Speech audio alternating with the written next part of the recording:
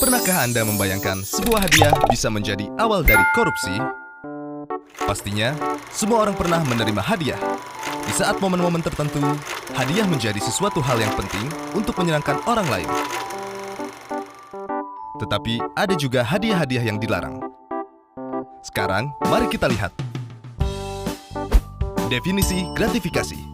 Dalam perspektif hukum, definisi gratifikasi adalah pemberian dalam arti luas yang meliputi pemberian uang, barang, rabat atau diskon, komisi, pinjaman tanpa bunga, pengobatan cuma-cuma, perjalanan wisata, fasilitas penginapan, tiket perjalanan, dan fasilitas lainnya.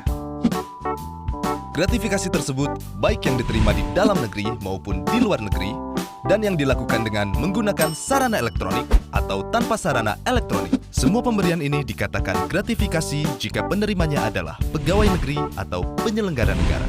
Bagaimana gratifikasi ini menjadi awal dari korupsi? Pegawai negeri atau penyelenggara negara terkadang menerima pemberian atau hadiah dari rekanan, teman, kenalan yang terdapat konflik kepentingan, baik pada saat pelayanan, terhadap kepentingan publik, ataupun karena melihat kedudukan atau kewenangan yang melekat pada jabatan. Untuk itulah, diatur peraturan terkait gratifikasi.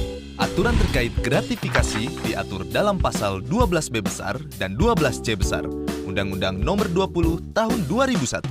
Pasal gratifikasi berfungsi untuk mencegah pegawai negeri atau penyelenggara negara menerima gratifikasi yang dianggap suap. Pengaturan ini dibutuhkan untuk menghilangkan munculnya potensi konflik kepentingan akibat penerimaan gratifikasi dan membangun budaya transparansi, akuntabilitas, dan integritas. Mungkin kita sebagai masyarakat juga belum memahami apa saja unsur-unsur pasal gratifikasi. Lalu, apa sajakah unsur yang terdapat dalam pasal 12B besar dan 12C besar? Adanya penerimaan gratifikasi. Penerima gratifikasi adalah pegawai negeri dan penyelenggara negara.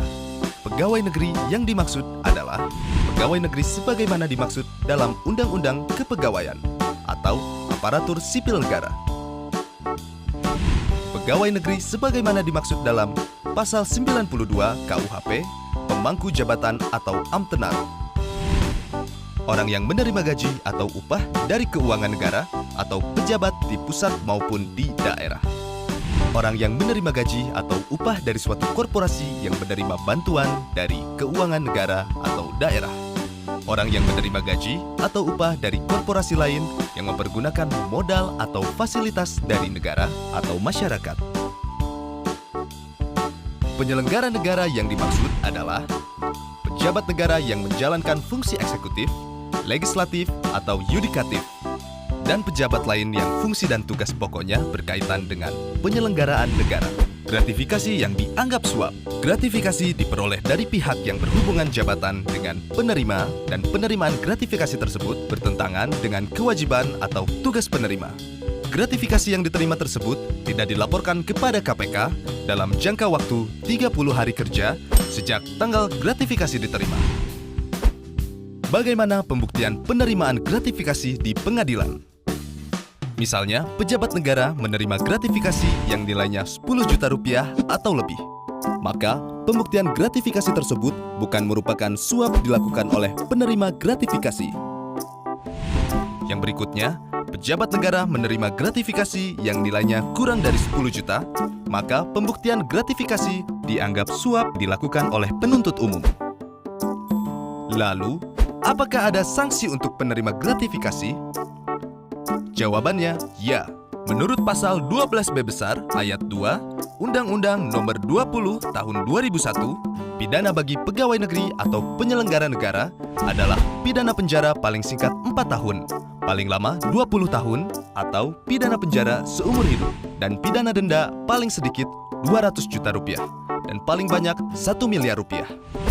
Mungkin semua orang belum sepenuhnya sadar bahwa dari penerimaan gratifikasi bisa berakibat fatal.